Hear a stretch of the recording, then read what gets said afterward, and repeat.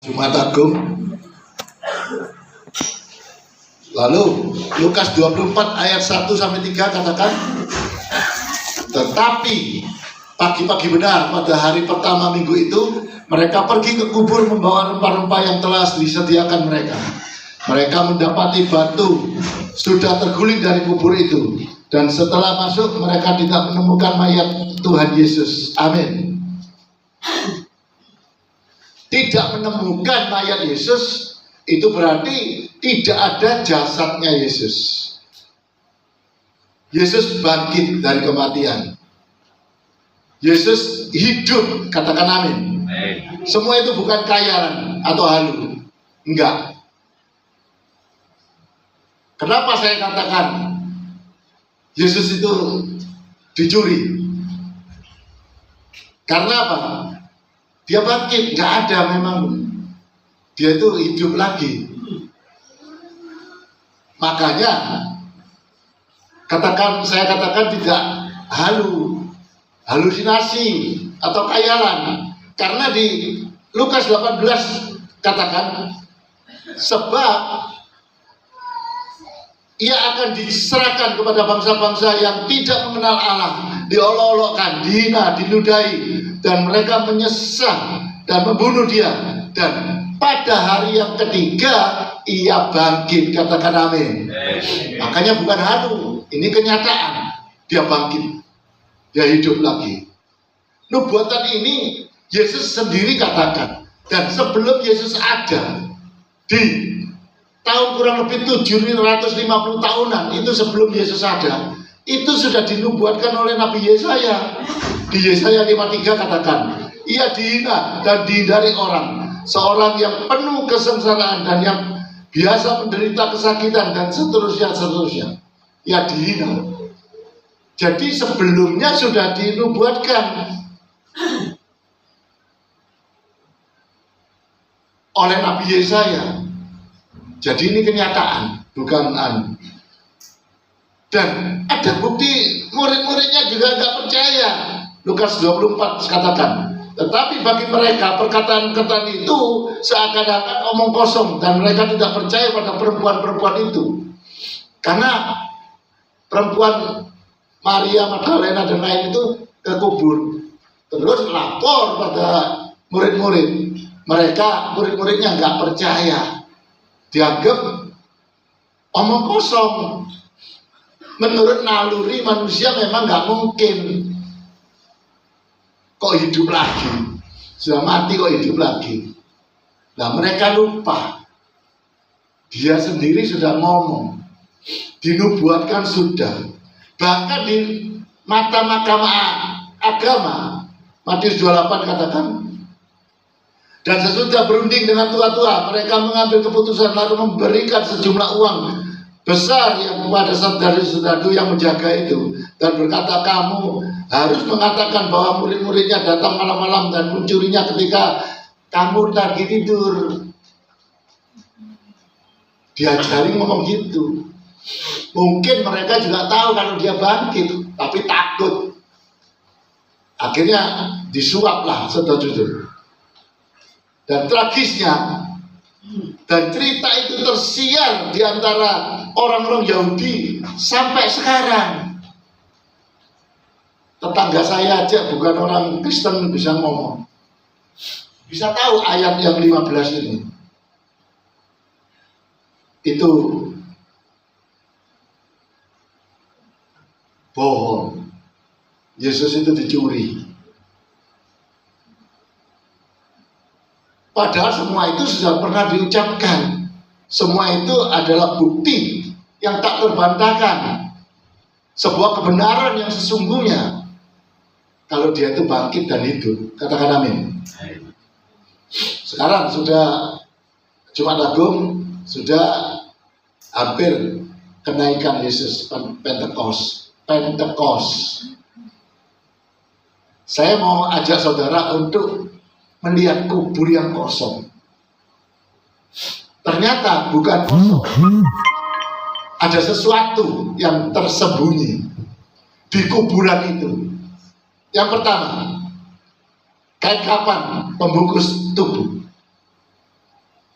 Kain kafan, nggak tahu kalau orang ngomong kafan, yang benar kapan atau kafan.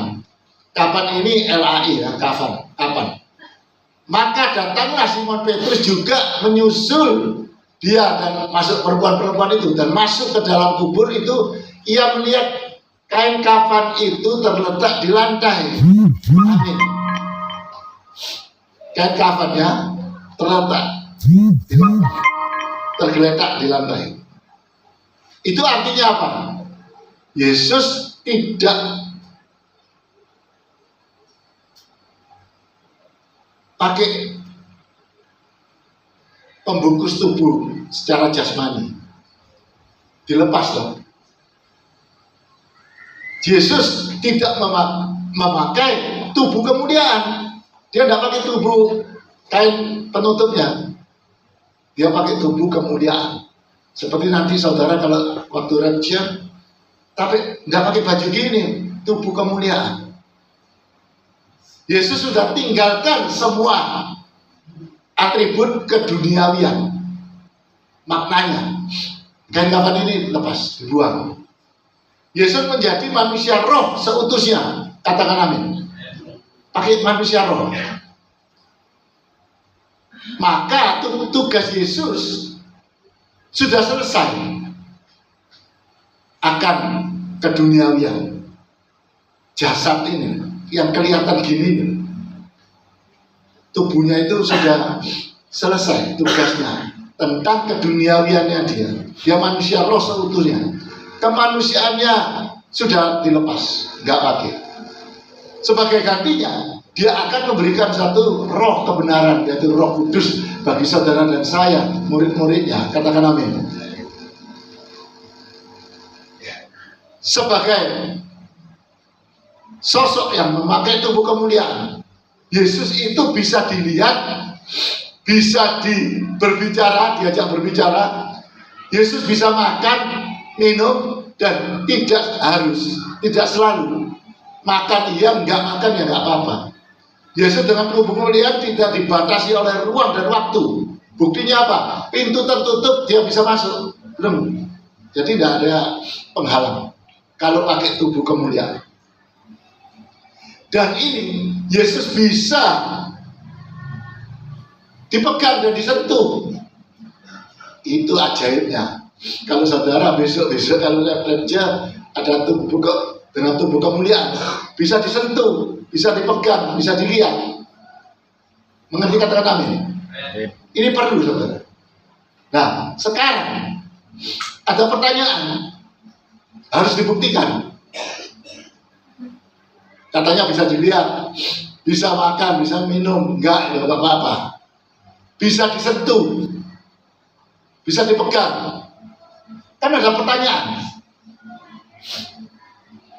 mengapa kepada Maria dilarang megang waktu ingin menjamah Yesus? Kan ketemu Maria mau pegang Yesus. Yohanes 20 katakan, kata Yesus katanya, jangan engkau memegang aku, sebab aku belum pergi pada Bapa. Tidak boleh pegang. Bapak katanya boleh dipegang, bisa dilihat, Maria lihat, tapi memegang tidak boleh. Padahal saya katakan boleh, bisa dipegang. Nah, tetapi kepada Thomas, nah, the doubter, peragu, malah dipegang, mencucukkan jarinya kepada di perutnya, tangannya. Kan aneh kan? Di Yohanes 20. Taruhlah jarimu di sini dan di atas tanganku, ulurkanlah tanganmu dan cucukkanlah ke dalam lambungku. Loh Pak, kok begitu ya? Yesus tidak kontradiktif. Yesus tidak kontradiktif.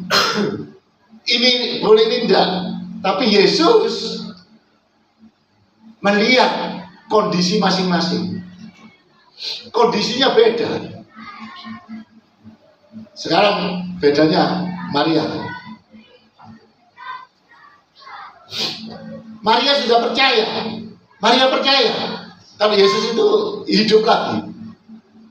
Tetapi pada Thomas nggak percaya. Thomas nggak percaya kalau hidup.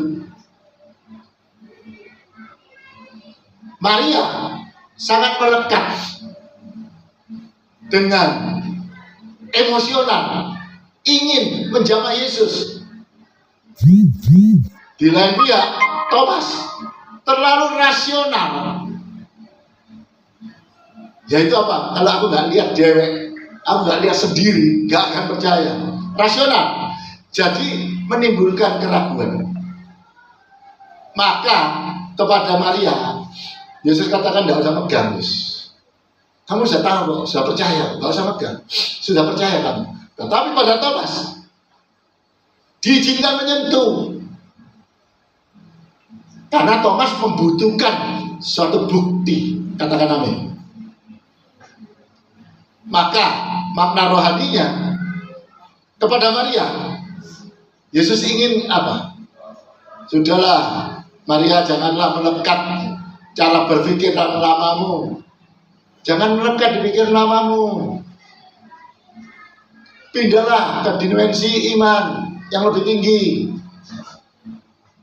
supaya berpikir Maria itu berubah, bahwa Yesus benar-benar bangkit dan hidup. Sudah, nggak perlu. Dan jangan menahan meminta mayatnya Yesus lagi. Kan Maria yang minta mayatnya sama penjaga. Kamu yang ambil, balik no, kembalikan.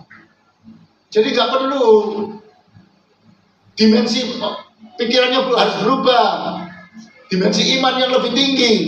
Tapi kepada Thomas, Yesus menemukan keraguan dalam hati Thomas. Supaya apa? Janganlah kamu tetap tinggal di sana. Berubahlah menjadi percaya. Maka Yesus di Injil Yohanes 20 katakan, karena engkau telah melihat aku, maka engkau percaya. Berbahagialah mereka yang tidak melihat namun percaya. Katakan amin. Sehingga anugerah ayat ini berbicara pada saudara dan saya saat ini. Saudara tidak melihat tapi percaya. Berbahagialah saudara. Katakan amin. Jadi saudara kan tidak lihat tapi percaya. Nah, Thomas ini, karena Thomas ayat ini keluar. Jadi pada intinya Maria dilarang, Thomas malah disuruh megang, supaya tidak seperti murid-murid yang lain berkata kabar itu omong kosong. Katakan amin. Jadi tidak omong kosong, betul-betul ada. Kedua, kain penutup wajah. Yohanes 20. Sedang kain peluh yang tadinya ada di kepala Yesus tidak terletak dekat kain kapan itu, tetapi agak di samping dan di tempat yang lain, dan sudah tergulung atau terlipat. Gambaran ini sangat menarik.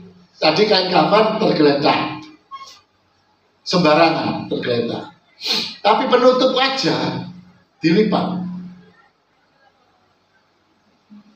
Tadi sudah saya katakan, kain kafan penutup tubuh nggak perlu. Yesus nggak butuh, sudah geletak, sudah dia pakai tubuh kemuliaan, sudah tinggal selesai. Ini bagian ini selesai. Tapi penutup wajah dilipat.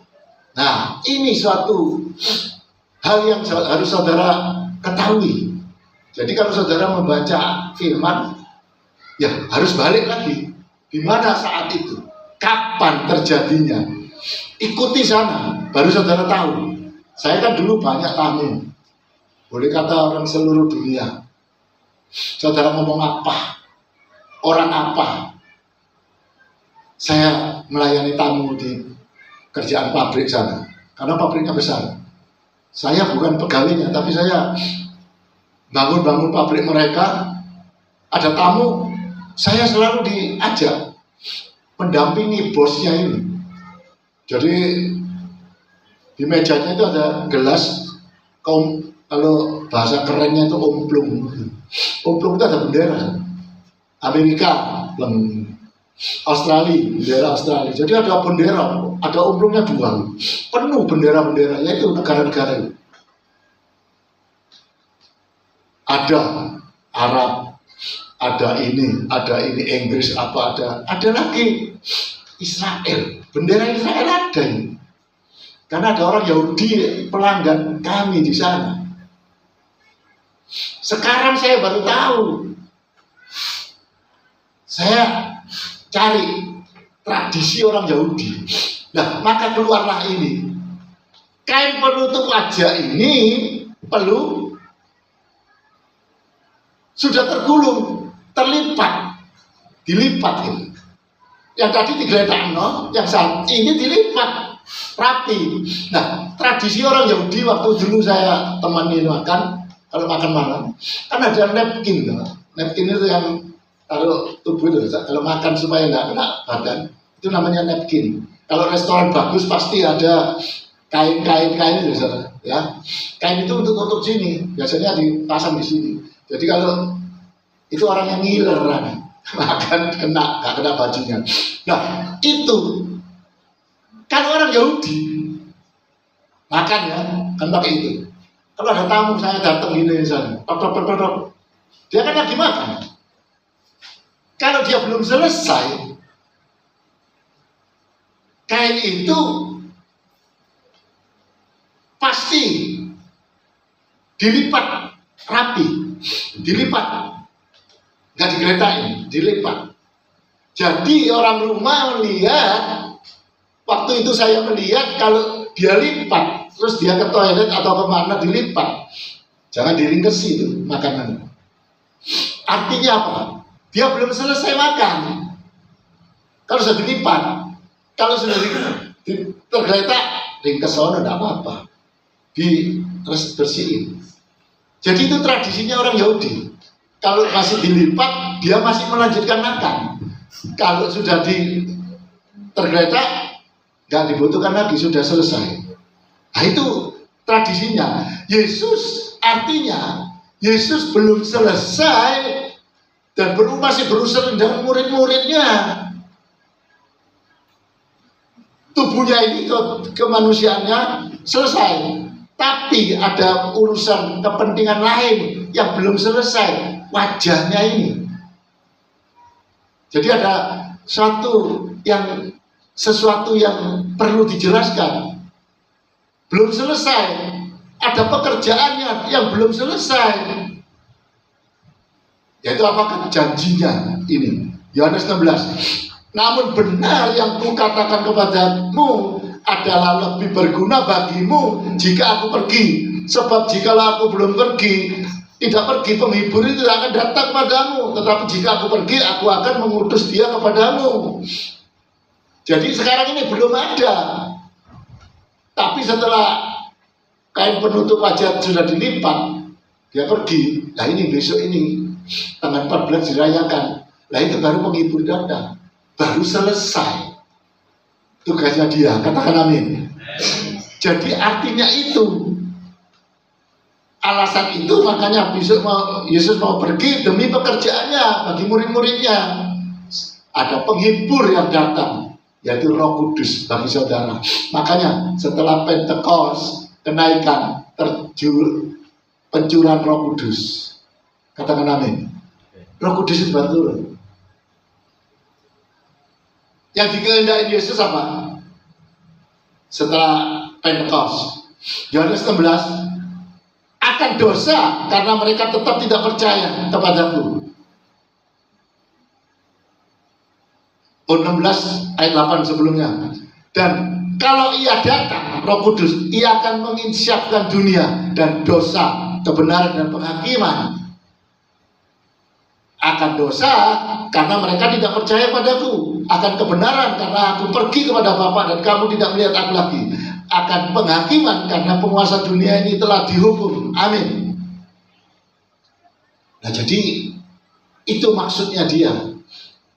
Kalau dia sudah selesai, sudah bangkit, sudah naik ke surga, ada ini Roh Kudus ini menginsyafkan dunia akan dosa, kebenaran dan penghakiman. Setelah kematiannya, kebangkitannya, kan 40 hari sejak Jumat Agung sampai besok tanggal 14. Yesus masih bersama-sama bersama murid-muridnya. Ya ini yang belum selesai ini. yang masih dilanjutkan tentang pengutusan.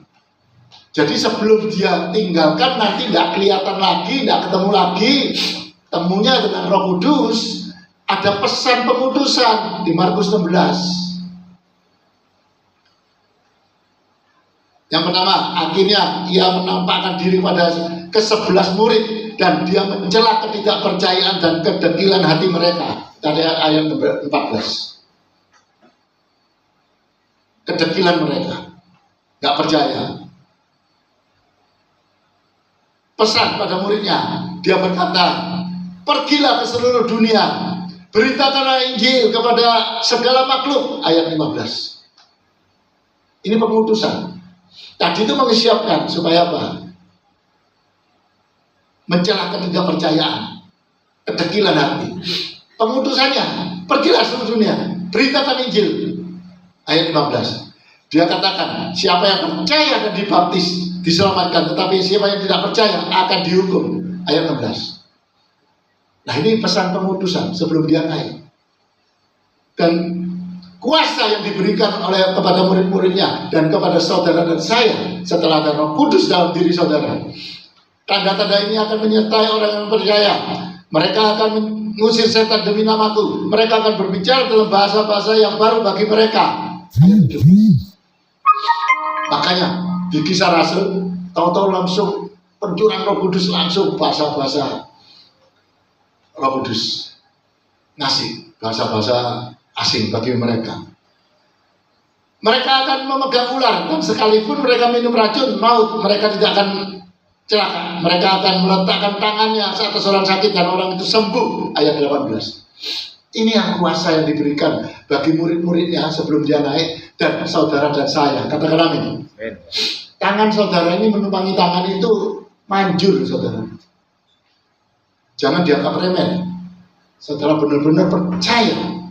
Itu ayatnya yang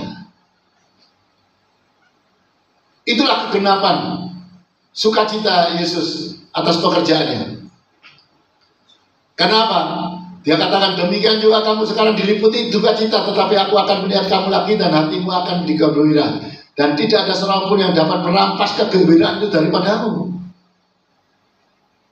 Itu kegembiraannya Yesus. Setelah Yesus mulai media saya nggak ada ya, Yesus naik ke surga. Nah, ini persis dengan gambar saya. Kok pintar kamu sekarang? Aku mau tayangkan ini.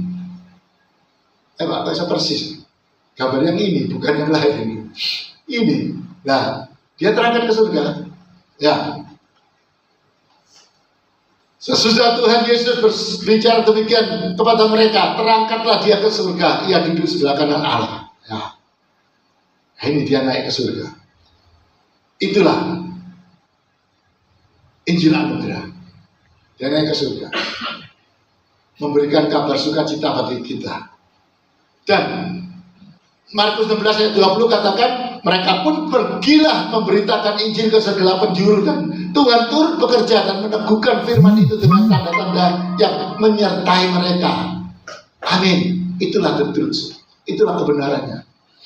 Jadi Injil anugerah ini terus kebenarannya. Mereka pergi untuk memberitakan firman dan Tuhan menyertai. Sehingga Yohanes 20 ayat 30 nggak tahu ada nggak? Ada? Oh, nggak ada. Tetapi semua yang tercantum di sini adalah tercatat supaya kamu percaya bahwa Yesuslah Mesias, Anak Allah, dan supaya kamu oleh imanmu memperoleh hidup di dalamnya. Katakan amin.